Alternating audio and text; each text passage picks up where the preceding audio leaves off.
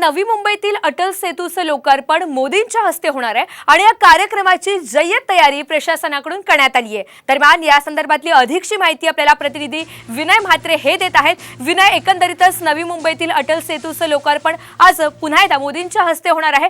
एकंदरीत काय तयारी आपल्याला पाहायला मिळते?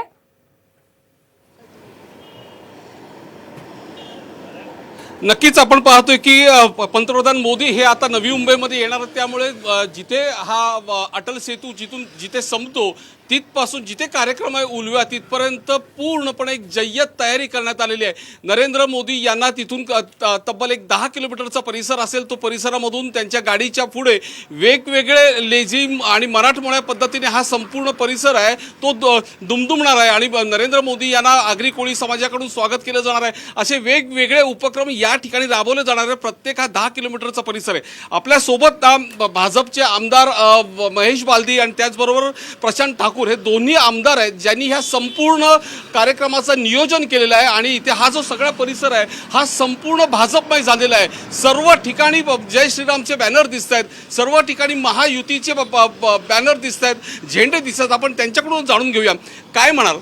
एक वेगळ्या पद्धतीचा माहोल आज नरेंद्र मोदीसाठी तुम्ही तयार करत आहेत, त्यांचं स्वागतच एक आगळ्या वेगळ्या पद्धतीने करायचं तुम्ही ठरवलंय। असं आहे की या उरण तालुक्याला, पनवेल तालुक्याला आज एक वेगळं भाग्य लाभलं आहे।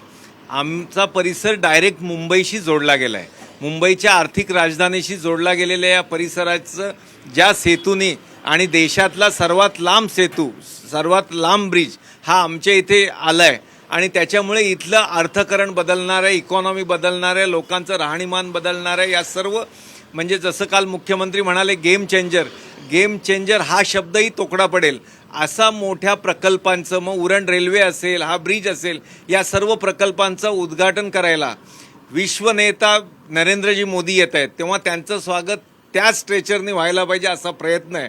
आणि त्याच्याकरता आमची संस्कृती असेल, आगरी कोळी संस्कृती असेल, लेझिम डोल असेल, महाराष्ट्रातले भारूड असेल किंवा तुताऱ्या असतील, शंखनाद असेल, अशा अनेक प्रकारच्या स्वागताच्या जय्यत तयारी आहे। आणि या इथून या सागरी सेतू संपतो त्या ठिकाण ते नवी मुंबई स्वर्गीय दिबा पाटील लोकनेते दिबा पाटील आंतरराष्ट्रीय विमानतळापर्यंत सन्माननीय मोदीजींचा रोड शो आहे आणि तो या आमचे सर्व कार्यकर्ते, सर्व मोदी भक्त हे निश्चित फार उत्साहात आहेत, फार जोरात येणार आहेत।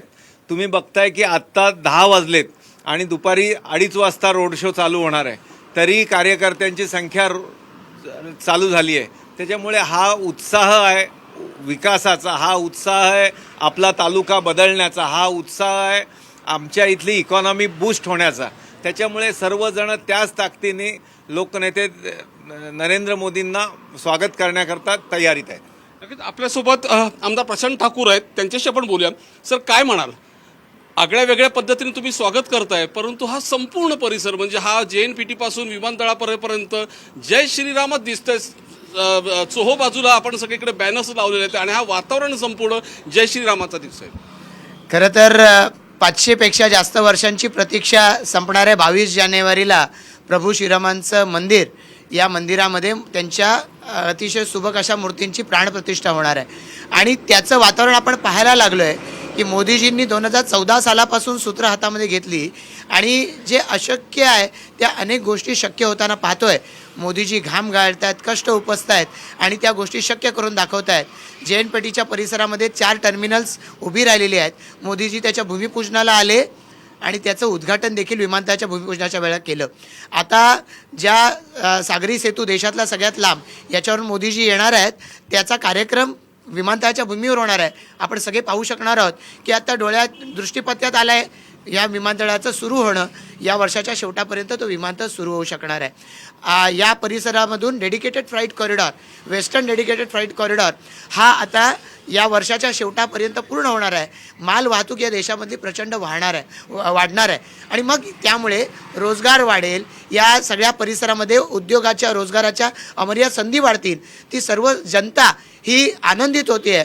पनवेल परिसरामधली अर्धा लाख लोकसंख्या असू द्या, नव्या मुंबईतली लोकसंख्या असू द्या, रायगड जिल्ह्यामध्ये इथून पुढे पेण तालुका आणि सगळ्या परिसरामधला चित्र बदलून जाणार आहे. या सगळ्यांच्या दृष्टिकोनातून मोदीजींचं हे काम करणं हे प्रभू श्रीरामांच्या काळातलं रामराज्य यावं त्या पद्धतीनं आहे. आरोग्यापासून गरिबाला धान्यापासून सगळ्या गोष्टी मिळत आहेत आणि त्यात प्रभू श्रीरामाच्या मंदिराचा सोहळा आहे. या सगळ्याचा आनंद देशभरामध्ये आहे, तो आमच्याकडे तर व्यक्त होणारच आहे. नक्कीच. आणखीन एक सगळ्यात महत्त्वाचं म्हणजे आपण पाहिलंय की दिबा पाटलांचं नाव या विमानतळाला दिलं जावं म्हणून याकरता खूप मोठ्या प्रमाणात आंदोलन झाले आहेत. नक्कीच. आज आणि दिबा विनय, पाटलांचे एकंदरीत जर चिरंजीव पाहिलं तर नवी मुंबईमध्ये आता भाजप कार्यकर्ते असतील, पदाधिकारी असतील आणि हे आमदार असतील यांनी पूर्ण अशी तयारी केलेली आहे आणि आज सायंकाळी मोदींच्या हस्ते उद्घाटन पार पडणार आहे.